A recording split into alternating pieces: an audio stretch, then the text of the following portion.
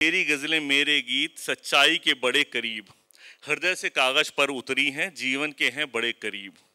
आंखों से जो कुछ गुजरा है भावों में बहकर निकला है, अश्कों से उसे तराशा है, शब्दों में उसे पिरोया है। नहीं कहीं कोई दूर की बातें, नहीं कहीं कोई दूर की बातें, नहीं कहीं परियों की बातें, तेरी मेरी बातें हैं सब जो जीवन के हैं बड़े करीब।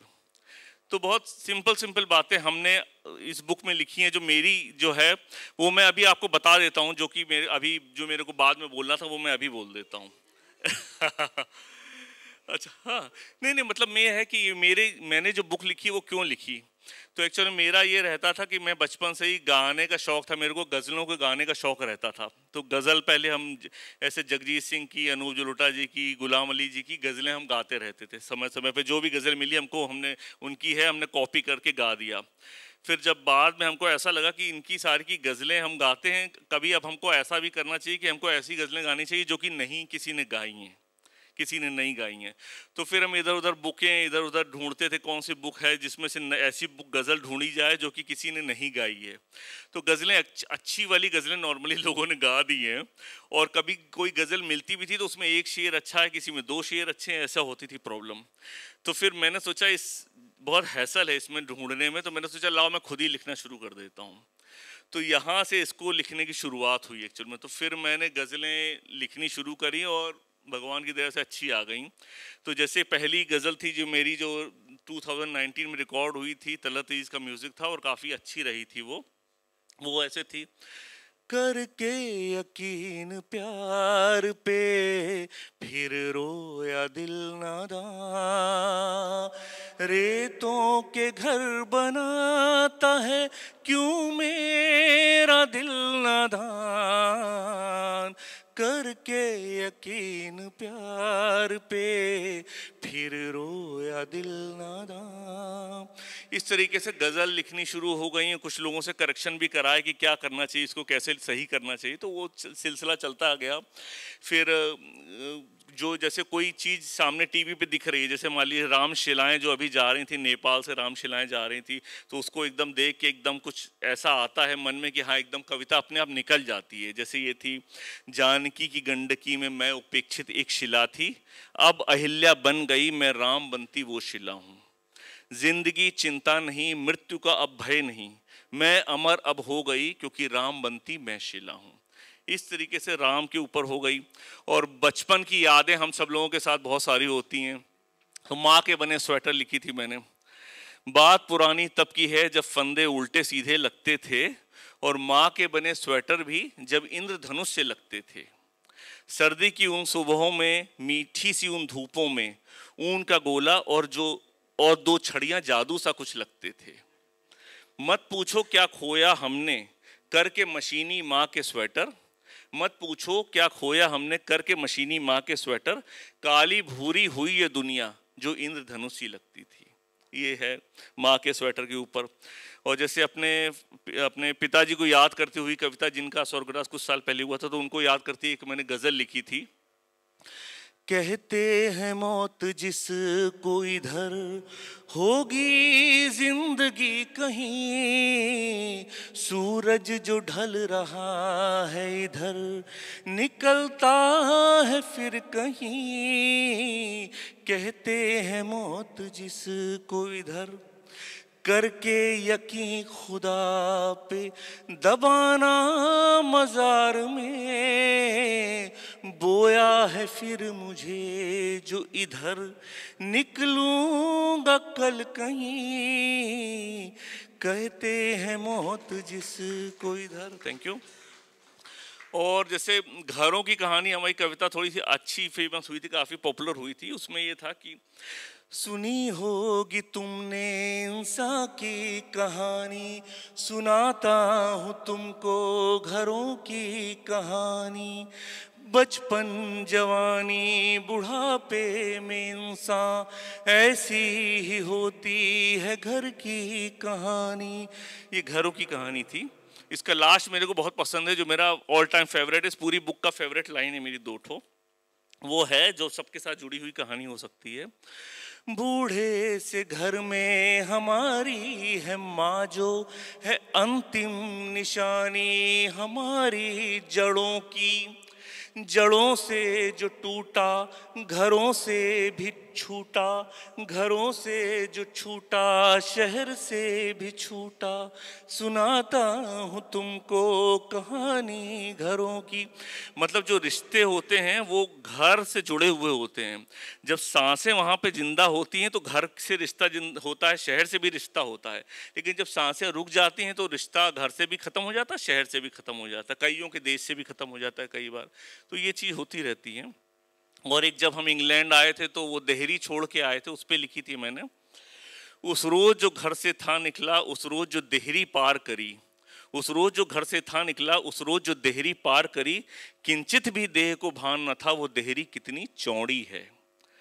हृदय के गागर भरे हुए हैं उस देहरी की यादों से, हृदय के गागर भरे हुए हैं उस देहरी की यादों से, अश्रु हमारे रोज ही भरते खालीपन के गागर को।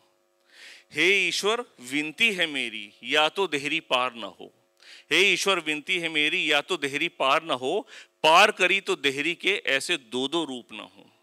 या और एक हमारी गज़ल 2021 में आई थी, मोहम्मद वकील हैं एक बड़े सिंगर, उन्होंने गाई थी गज़ल, अच्छी रही थी काफ़ी, तो उसको एक दो लाइन सुनाता हूँ। दिल में वो आके चले गए तो आने की उनको दो सजा, सपने सजाए दिल ने जो तो लुटने की दिल को दो सजा, दिल में वो आके चले गए। एक अच्छा शेर है इसमें, दिल जो धड़कता है बार बार रुकना न जाने एक बार, उनसे बिछड़ कर धड़कता है जो दिल को धड़कने की दो सजा, उनसे बिछड़ कर धड़कता है जो दिल को धड़कने की दो सजा। Thank you. और एक आध शेर सुना देता हूँ, गज़ल के शेर हैं। ख्वाब में उसने जो आकर नज़रों से मुझको छुआ, ख्वाब में उसने जो आकर नज़रों से मुझको छुआ, दिल में सिलवट पड़ गई ये हादसा जब से हुआ। दूर से देखो तो कम है गम यहाँ हर शख्स का, दूर से देखो तो कम है गम यहाँ हर शख्स का, खुद हथेली रो पड़ी जब लहू हिना का उसने छुआ, खुद हथेली रो पड़ी जब लहू हिना का उसने छुआ। हिना माने मेहंदी होती है, और मेहंदी का ब्लड ही होता है जो होता है जो चमकता है। ठीक है, एक और है, जल रहा था कब तलक से हिज्र की एक आग में, जल रहा था कब तलक से हिज्र की एक आग में, खुद शमा भी रो पड़ी जब परवाने को उसने छुआ। या थैंक यू।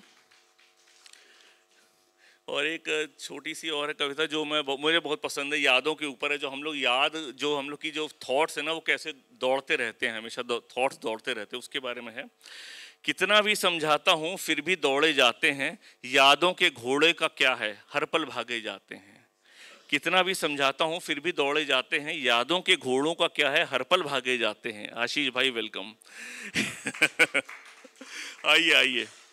एक माता से जन्म लिया एक बच्चे को जन्म दिया, पीढ़ी का भी फर्क न जाने सरपट मुड़ते जाते हैं। लेकिन लास्ट है, खट्टी यादें मीठी यादें यादों का है बना पहाड़, खट्टी यादें मीठी यादें यादों का है बना पहाड़, जो भूले खट्टी यादों को वही सुखी हो पाते हैं। Thank you very much.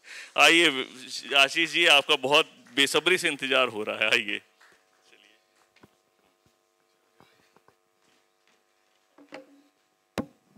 सबसे पहले तो बहुत सारी सॉरी, मैं लेट हो गया किसी फैमिली इमरजेंसी में, उसके लिए मेरी करबद्ध क्षमा प्रार्थना। तो मेरी आशा है कि आगे के कार्यक्रम में मुझे साभार मिलेगा, आप लोगों का सहयोग मिलेगा और हम आगे बढ़ेंगे। सबसे पहले मैं आशीष मिश्रा आप सभी का स्वागत करता हूं इस सुंदर पुस्तक लोकार्पण समारोह में। इस समारोह में हमारे लेखक गण तो हैं ही, आप श्रोतागण एक भविष्य वक्ता के रूप में आए हैं। आपका स्वागत है, अभिनंदन है और स्वागत है हमारे विशिष्ट अतिथि, हमारे मुख्य अतिथि। तो एक बार जोरदार तालियों से जैसे स्वागत किया जाता है इस सदन को, हम बताएं कि हम कार्यक्रम में प्रवेश कर रहे हैं। चलिए, चूंकि समय का अंतराल मैंने थोड़ा छीन लिया है, इसलिए मैं थोड़ा गति से आगे बढ़ता हूं और कार्यक्रम में सबसे पहले मैं देख पा रहा हूं हमारे मुख्य अतिथि दीपक चौधरी सर की ओर।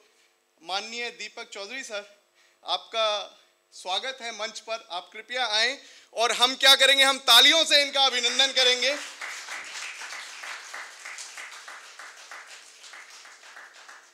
दीपक सर यहाँ मिनिस्टर समन्वय हैं, मिनिस्टर कोऑर्डिनेशन, और हमेशा ही हम भारतीयों के अलग अलग वेशभूषा में, हम जिस भी रूप में भारतीय संस्कृति को निभाते हैं उसमें इनका हमें पुरजोर सहयोग मिलता है।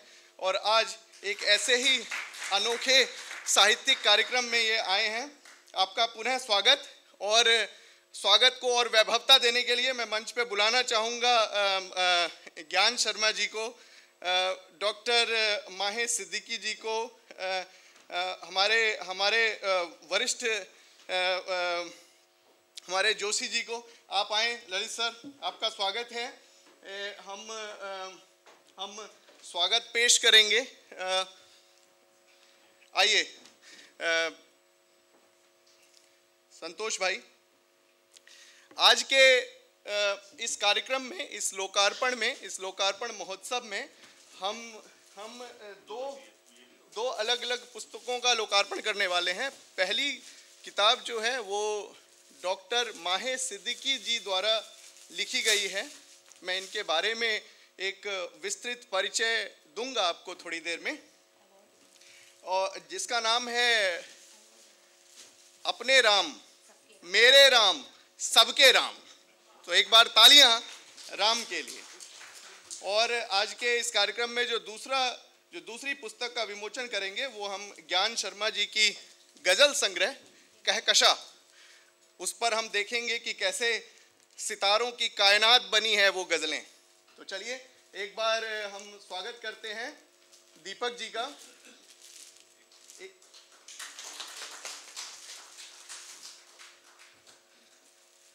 फोटो ले लें गुप्ता जी।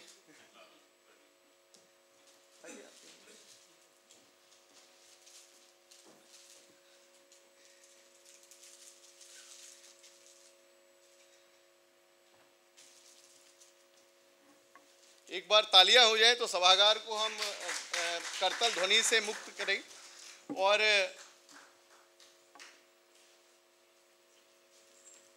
आइए बैठिए सर। और अब हम जो विशेष अतिथि की ओर देख रहे हैं वो हैं हमारे अग्रणी श्री शिवकांत शर्मा जी। शिवकांत शर्मा जी आप आए, आपका मंच पर स्वागत है। और हम यथावत जानते हैं कि किसी का स्वागत कैसे करते हैं।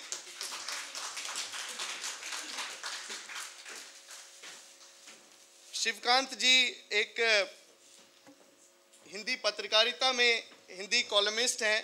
पहले वे बीबीसी हिंदी में एडिटर भी थे। मुझे क्षमा कीजिएगा या आगे आप करेक्ट करिएगा अगर मैं कहीं रॉन्ग हूं। इनके लेख नियमित रूप से आइए आगे आइए जी।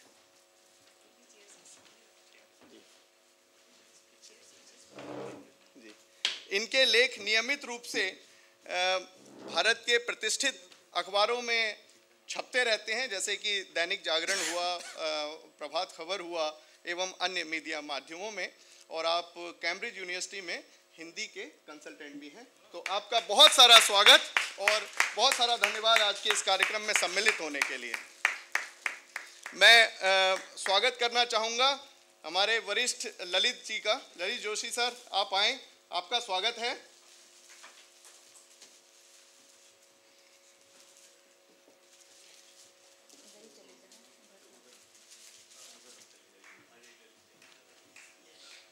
आप भी पेशे से मैं कहूँगा पत्रकार की श्रेणी में आते हैं और यहाँ पे जी, और बीबीसी में आप भी काम किया करते थे, बीबीसी हिंदी ब्रॉडकास्टिंग में, और इन्होंने कई फिल्में, वीडियोस वगैरह भी बनाए हैं भारत के विभिन्न विभिन्न विषयों को लेकर। आपका स्वागत है ललित जी। और ये एक अवसर है, मैं स्वागत करना चाहूँगा, मंच पर आवेदन करता हूँ हमारी नंदिता जी के लिए, आप आएँ, आपका स्वागत है। और नंदिता जी को हम सभी जानते हैं कि ये यहाँ पे हिंदी अधिकारी हैं और इसके अलावा भी बहुत सारे कार्यों में हमें हमेशा इनका सहयोग मिलता है, तो आज उसका एक उत्सव करतल ध्वनि से होना चाहिए।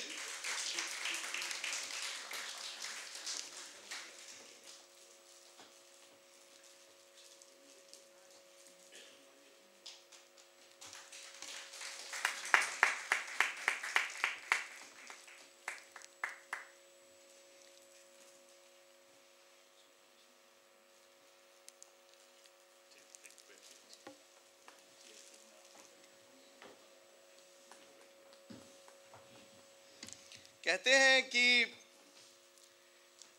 मैंने कभी लिखा था कि किताब, पुस्तक क्या होती है, इसकी क्या परिभाषा होती है। उसकी दो पंक्तियां हैं कि जिसमें होती है शब्दों से सजी हुई कई कतार, जिसमें होती है शब्दों से सजी हुई सी कई कतार, भाषाओं का पन्ना पन्ना जिसमें होता है व्यवहार, और अनुभव की पीड़ा को सहकर और भावों में बहकर लेखक लिख देता है मन को, फिर लेती पुस्तक आकार, फिर लेती पुस्तक आकार। तो चलिए, ऐसे ही दो पुस्तकों का हम यहाँ पे विमोचन करेंगे और मुझे लगता है यही क्षण उचित है वो करने के लिए। तो सबसे पहले डॉक्टर माहे तिलक सिद्दीकी जी की किताब, पुस्तक सबके राम। उससे पहले हमारे संचालक महोदय का जो सम्मान है वो भी बहुत ज़रूरी है, उसके लिए ज्ञान जी को मैं मंच पर बुलाना चाहूँगी। आभार आपका।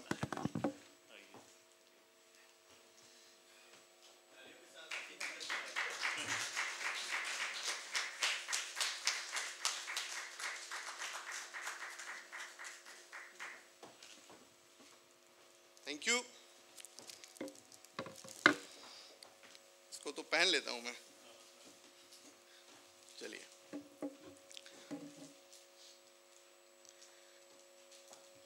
इस किताब का नाम देखिए कितना उत्तम है, सरल है, सहज है, सबके राम।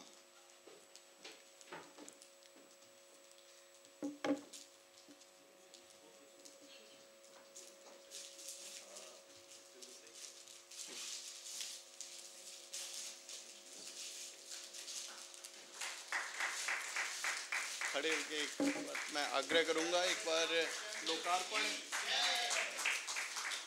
यह किताब सबके राम, डॉक्टर माहे तिलक सिद्दीकी जी, मैं इनका पूर्ण परिचय दूंगा अभी थोड़ी देर में। कहते हैं कि उसको आता है सहज सरल ही सबके काम बना देना, जो है गरीब या फिर अरीब, जो है गरीब या फिर अमीर, हैं सबके राम बता देना।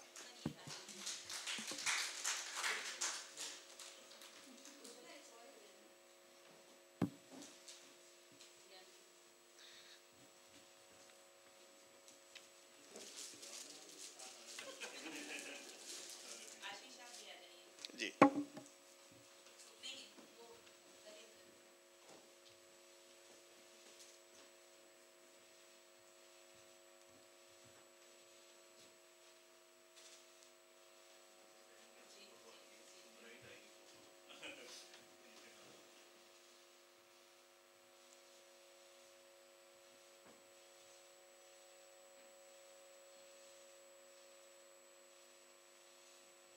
बहुत सुंदर।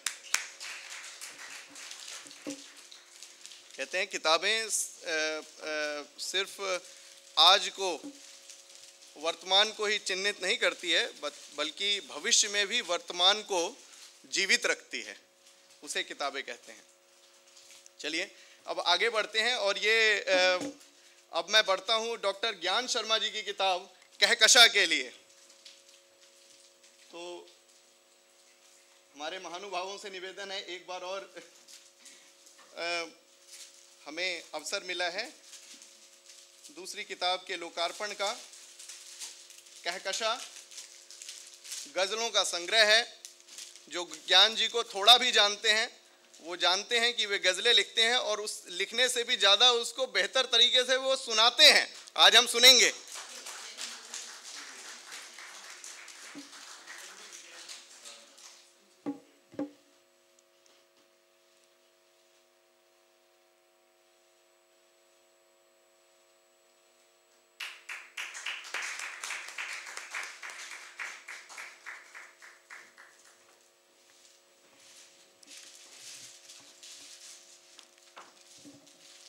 चलिए अब इतने लोकार्पण किताबों का हुआ, और उस लोकार्पण में इतनी सुंदर व्यक्तित्व हैं हमारे पास।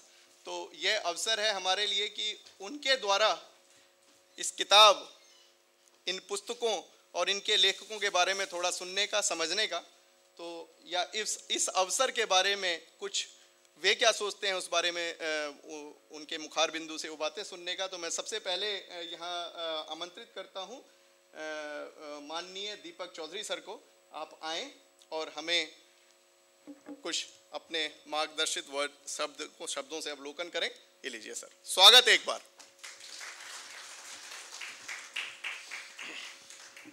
धन्यवाद आशीष जी, धन्यवाद ज्ञान जी, संगम यूके, मंच पे बैठे हुए शिव जी, ललित जी, मेरे सहयोगी नंता जी, और आप सबको नए साल की शुभकामनाएं। अभी हम बहुत दूर नहीं है, नए साल में भी दी जा सकती है। आज के इस कार्यक्रम में मुझे ज़्यादा नहीं बोलना चाहिए, क्योंकि यहाँ लेखक बैठे हैं, किताब का विमोचन हुआ है, लेकिन हाई कमीशन ऑफ इंडिया की साइट से मैं यहाँ पे हूँ, तो कुछ शब्द मैं ज़रूर कहूँगा, और वो मैं इसलिए कहूँगा कि किताबों और हमारे बीच का जो रिश्ता है, किताबों और हमारे कल्चर का जो रिश्ता है, जो साहित्य का रिश्ता है, जो हमारी जड़ों का रिश्ता है, वो आज की इस शाम में कैसे निकल के आ रहा है बाहर। कि हम हमेशा अपने देश की विविधता की बात करते हैं, उसकी डाइवर्सिटी की बात करते हैं, और इससे अच्छा उदाहरण उसका क्या हो सकता है कि सिद्दीकी जी ने एक ऐसी एक भारतीय इतिहास से एक आई थिंक जिनके बिना शायद आप भारत की, इसके कल्चर की, इसकी समाज की कल्पना नहीं कर सकते हैं। उसके ऊपर आपने एक बेस्ट राइटिंग जो उर्दू में हुई है उसको आपने बाहर लाया है। और ज्ञान शर्मा जी ने जो अपने गीत और गज़ल लिखे हैं, और उसका जो नाम दिया है अपनी किताब का, वो एक उर्दू भाषा से खूबसूरत शब्द का नाम दिया है। तो यही है वो चीज़ें जो हमारी स्ट्रेंथ है, जिसकी हम बार बार बात करते हैं, और जो हमारे अंदर है, एक हमारी ताकत है, एक हमारी पहचान है। और आज मुझे आते आते नंदिता जी ने ये भी बताया कि शायद ये इन्होंने आपके एक काफ़ी बात पता कर ली। सबको यहाँ पता ही होगी कि शायद आप दोनों एक ही शहर के रहने वाले हैं और आसपास के रहने वाले हैं।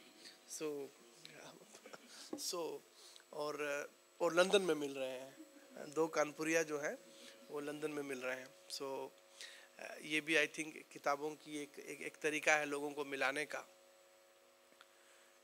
मैं अब 8-10 महीने से इस चीज़ को देख रहा हूँ, और मैं शायद पिछली बार भी यही चीज़ यहाँ कह चुका हूँ कि जब मुझे ये बोला गया कि आपको हिंदी विभाग का भी देखना है, तो पहले तो मुझे लगा कि लंदन में यहाँ क्या ही होगा, और उसके बाद आई थिंक पहले 1-1.5 महीने में ही जो मैंने यहाँ पे कुछ लेखकों से मुलाकात हुई, कुछ पत्रकारिता से जुड़े हुए लोगों से मुलाकात हुई, कुछ कवियों से मुलाकात हुई। तो हालांकि हमारा काम ऐसा है कि बहुत पढ़ नहीं पाते, लेकिन जब मौका मिले पढ़ने की कोशिश करते हैं, लेकिन जब भी कहीं टाइम मिले तो किताबों की बात ज़रूर करते हैं, साहित्य और लिटरेचर की बात ज़रूर करते हैं। तो यह है कि अगर आप खाना खा नहीं पाए तो उसकी कम से कम महक ले लेनी चाहिए। तो लंदन में, यूके में हिंदी के साथ जुड़े हुए लोगों का जो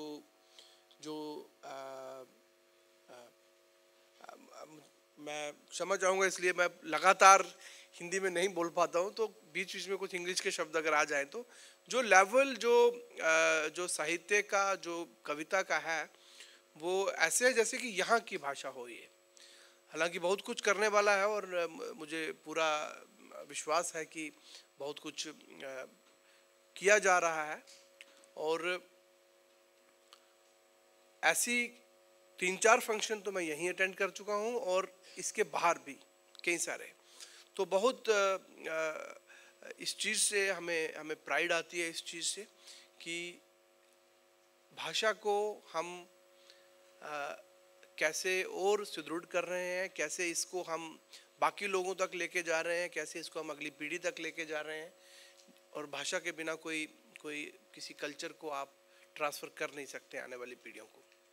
सो इसी क्रम में आप दोनों का बहुत अहम भूमिका है, और मेरी शुभकामनाएं आप दोनों को कि ये इस कार्य को आप बहुत आगे ले जाएं, और आप बहुत प्रगति करें एक लेखक की तरह, हमारी हिंदी बहुत प्रगति करे एक भाषा की तरह, और लोगों को जोड़ने का, अलग अलग कल्चर्स को एक दूसरे से उनके आइडियाज़ एक्सचेंज करने का ऐसे ही मौका देती रहे।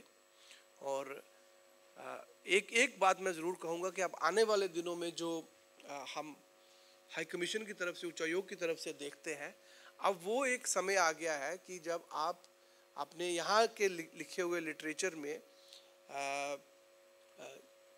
जो यहाँ पे कठिनाइयाँ हैं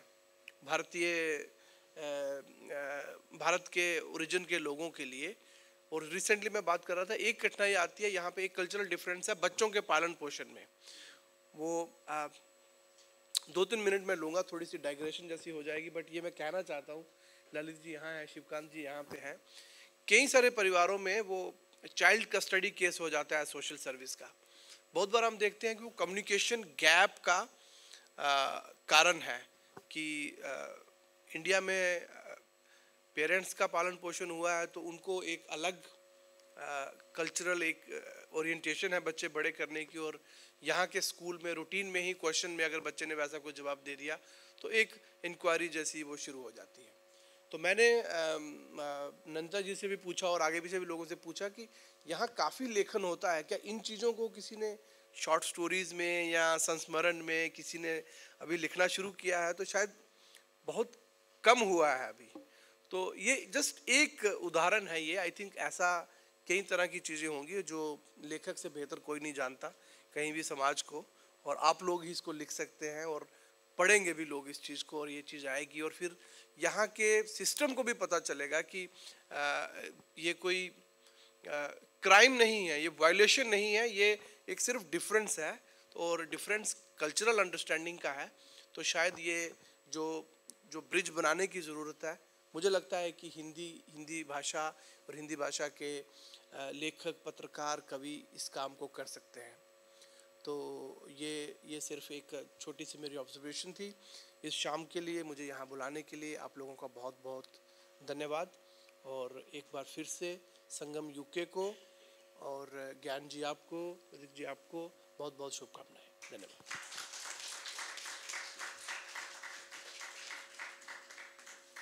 बहुत सुंदर सुंदर बातें आपने बताई और हमेशा ही वे एक मार्गदर्शन का रूप भी लेती हैं।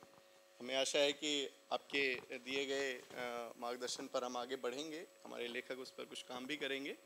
चलिए, तो इसी कड़ी में एक अन्य स्वर्णिम जोड़ को जोड़ते हैं, और अब मैं देख पा रहा हूँ हमारे शिवकांत जी की ओर। आपका स्वागत है, आप आएँ और इन दोनों किताबों और इनके लेखकों के बारे में कुछ शब्द उद्धृत करें। आपका स्वागत है, एक बार जोरदार तालियों से।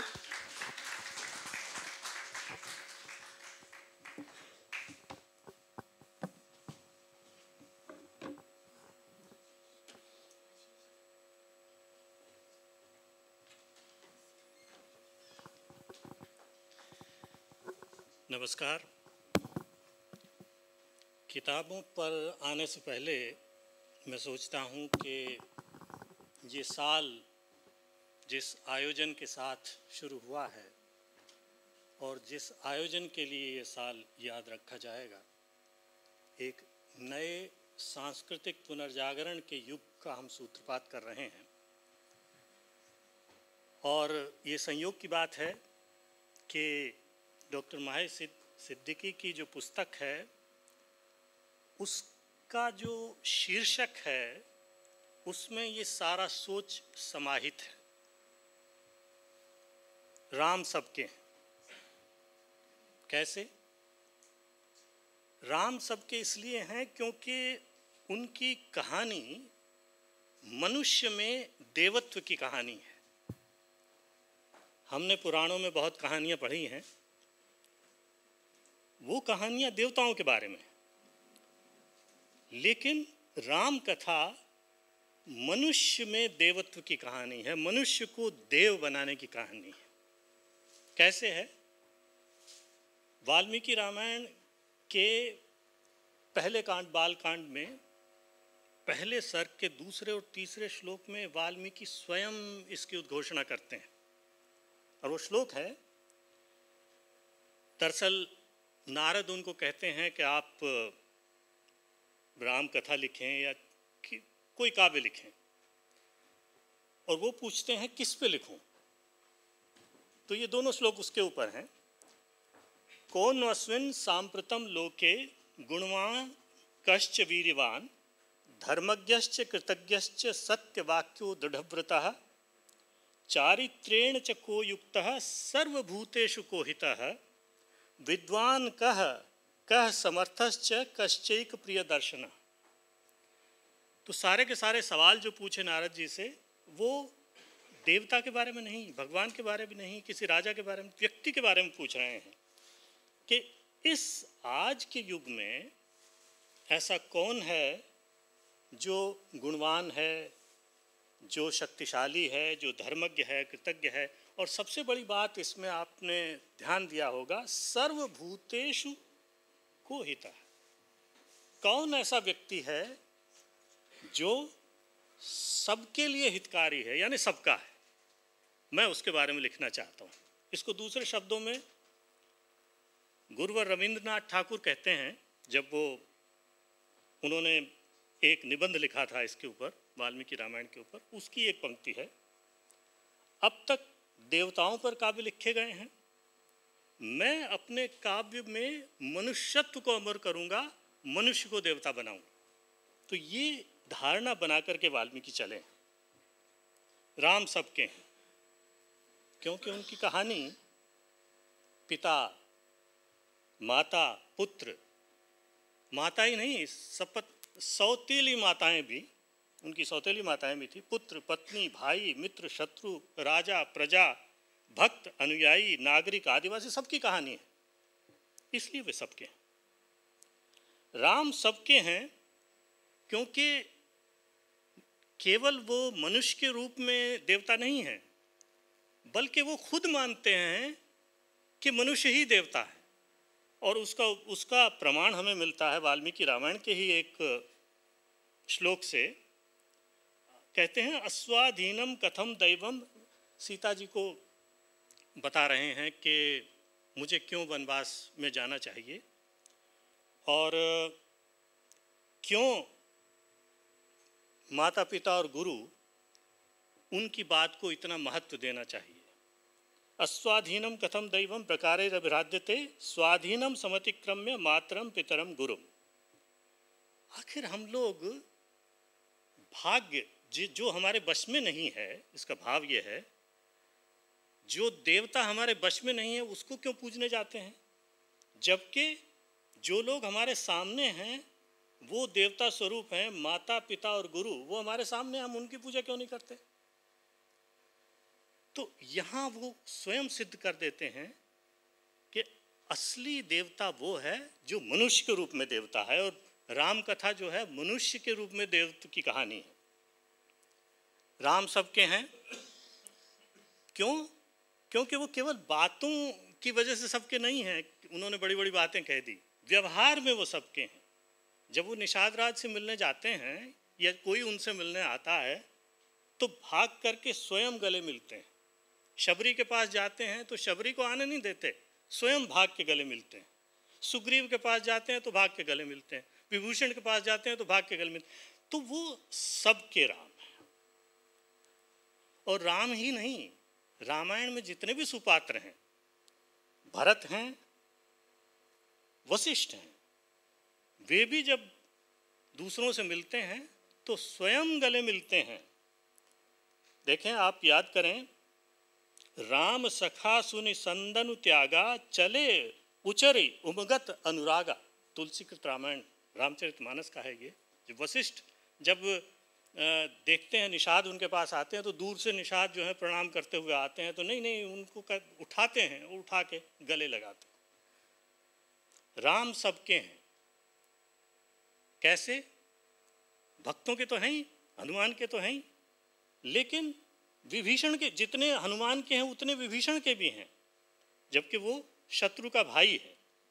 और इसका प्रमाण हमें, जब रावण की मृत्यु हो जाती है तो उसके बाद आमतौर पे क्या होता है कि जब दो राजाओं के बीच या दो लोगों के बीच युद्ध होता है तो बदले की भावना आती है।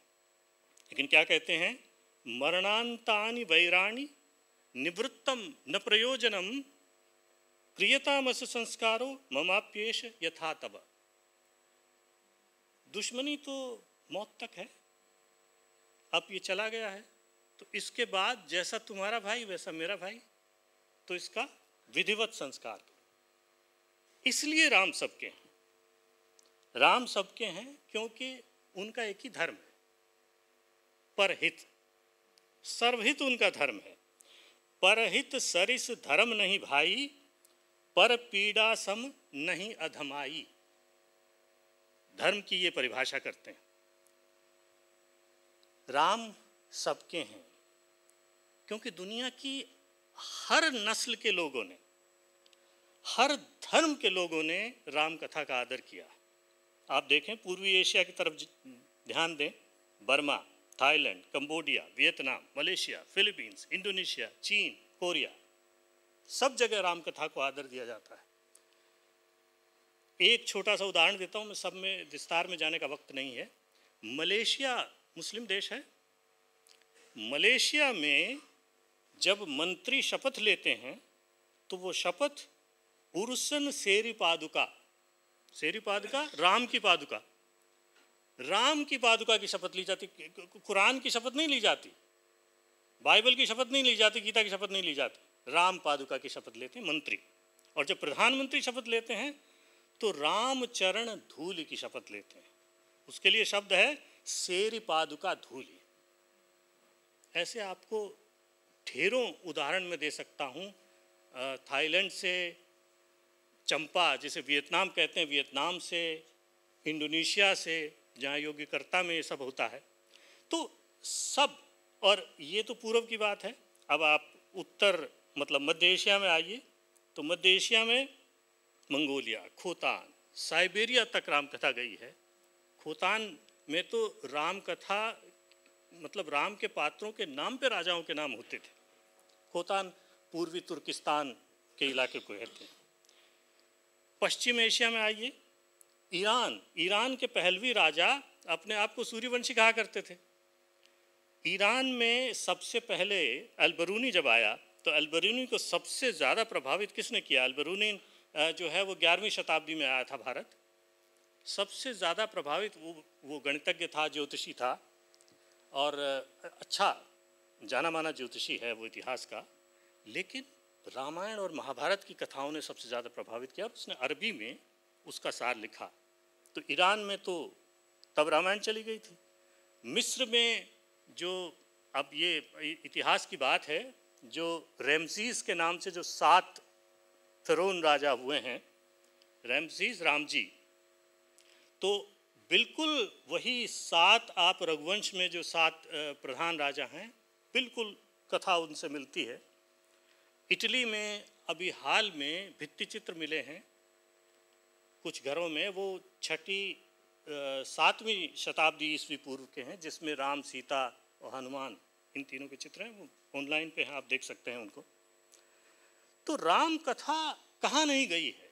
300 भाषाओं में किसी कथा का अनुवाद होना और 1000 तक राम कथा के अलग अलग रूप है। भारत में ही राम कथा के 400-500 रूप मिलते हैं और भारत से बाहर हर देश ने राम कथा को अपने रूप में ढाला है। तो ये सिद्ध करता है कि राम सबके हैं। जीवन के हर पहलू में राम है। नृत्य में, संगीत में, रामलीला, लोक कला, चित्रकला, मूर्तिकला, फिल्म, दर्शन, राजनीति, राम राज्य, सब जगह राम है। और कोई दुनिया में ऐसी कथा है जिसने मानव जीवन को इतने व्यापक परिवेश में इतने अच्छी तरह से प्रभावित किया हो?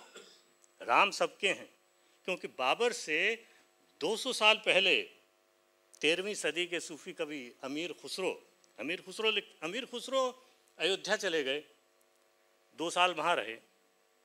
तो जहांगीर ने जो मतलब उसकी यहाँ की शाहजहां ने जो कश्मीर की तारीफ़ की थी और कहा था कि ज़मीन पर अगर जन्नत है तो वो यही है, यही। ठीक उसी तरह से अमीर खुसरो ने उनसे 300 साल पहले अयोध्या के बारे में ये कहा था कि अगर कोई जन्नत जैसी जगह है तो वो अयोध्या है। और उन्होंने जो फारसी में काव्य संग्रह को मसनवी कहते हैं, और मसनवी जो है, मसनवी फिराक शायद उसका नाम है, संग्रह है जिसमें 180 के आसपास पद हैं। उसमें से एक पद मैं सुनाता हूँ। शोखिए हिंदू बबी को दिन बेबुर्द अज खास आम, राम मन हरगिज न शुद्ध हर चंद गुफ्तम राम राम।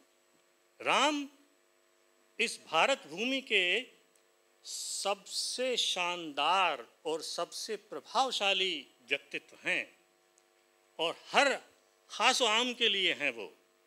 इसलिए मैं राम का दीवाना हो गया हूँ। मैं हरगिज़ जो है वो राम के बगैर नहीं रह सकता। हर बात में मैं राम राम ही कहूँगा। ये अमीर खुसरो कह रहे हैं। राम सबके हैं, क्योंकि अकबर के दादा ने तो अयोध्या में जो किया हम सब जानते हैं, लेकिन अकबर के गुरु भाई थे बैरम खां के बेटे अब्दुल रहीम खान खाना। क्योंकि बैरम खां को खान खाना की उपाधि मिली थी तो उनके बेटे को भी मिली, तो उनको उन्होंने बेटे की तरह से पाला रहीम को। रहीम के आपने जो है वो हिंदी और अवधी ब्रज वो तो पद बहुत सुने होंगे, लेकिन रहीम आप जानते हैं संस्कृत के भी प्रकांड पंडित थे और फारसी के भी थे। अब मैं आपको राम के बारे में उनका लिखा संस्कृत का एक श्लोक सुनाता हूँ। अहिल्या पाषाणः प्रकृति पशुरासीत कपिचमुः गुहो भूत चांडालस्त्रियमपि नीतम निजपदम अहम चित्तेनाश्मा पशुरपि तवर्चादिकरणे क्रियाभिश्चांडालो रघुवर न मामुद्धरसि किम।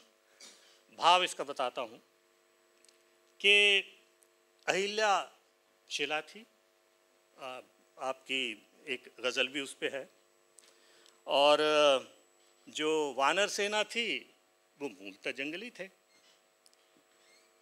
वनवासी थे, और निषाद दलित थे। इन सब को आपने अपना पद मतलब अपने बराबर बना लिया, दोस्ती की या जिस तरह से इनसे व्यवहार किया।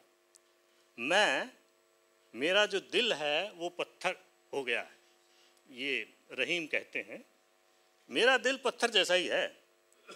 और पशुरपि तवारचादी करने हो तो आपकी पूजा वूजा करने के मामले में मैं जंगली हूँ बिल्कुल, जैसे वानर है वैसे मैं हूँ।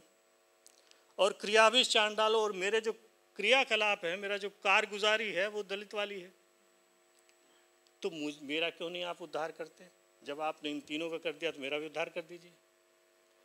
तो गज़ल की एक जो गज़ल में एक जो खासियत होती है उस पर बाद में आएंगे कि बात को इस तरह, बहुत बड़ी बात को कुछ शब्दों में इस तरह कह देना कि वो दिल में उतर जाए। तो ये लगभग जो श्लोक लिखा है वो लगभग एक तरह से संस्कृत की गज़ल आप मान के चलिए। राम सबके हैं, क्योंकि उसके बाद मामला वहीं नहीं रुका। जहांगीर और अकबर ने फारसी में रामायण के कई काव्यानुवाद कराए। उनमें से सबसे प्रसिद्ध जो 2 काव्यानुवाद हैं वो अब्दुल कादिर बदायूनी का और मसीह पानीपति का। मसीह पानीपति 12 साल बनारस में रह करके उन्होंने संस्कृत सीखी, और उनका जो काव्यानुवाद है मिलता नहीं अब, मेरे ख्याल से किसी एक संग्रहालय में ईरान में या कहीं उसकी एक कॉपी है। तो वो इतना अच्छा था, उसका एक पद आप सुनेंगे तो आप खुद मानेंगे। देखिए, सीता जी की अग्नि परीक्षा, तो सीता की पवित्रता के बारे में लिखा है, और ये एक फारसी जानने वाला ही लिख सकता है, तो मुझे लगता है संस्कृत वाला भी नहीं लिख सकता। तनश्र आ पैरहन उरियान दीदे चुजान अंदरे तन वातन एजान दीदे। इसका भाव यह है कि सीता जी इतनी पवित्र हैं कि रावण की तो बिसात क्या है कि जो उनके शरीर की तरफ देख ले। वो जो कपड़े पहनती हैं वो कपड़े तक उनके देह को नहीं देख पाते। कैसे? जैसे हमारी देह में आत्मा बसती है, हमारी देह आत्मा को नहीं देख पाती, आत्मा देह को देख लेती है। तो वो उसी तरह पवित्र हैं, जैसे देह में आत्मा बसती है वैसे ही वो कपड़ों में उनकी देह है। तो उनको कपड़े नहीं देख पाते तो रावण क्या देखेगा?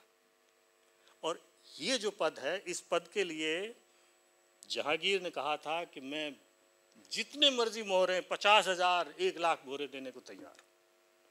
तो राम जो हैं सबके हैं, क्योंकि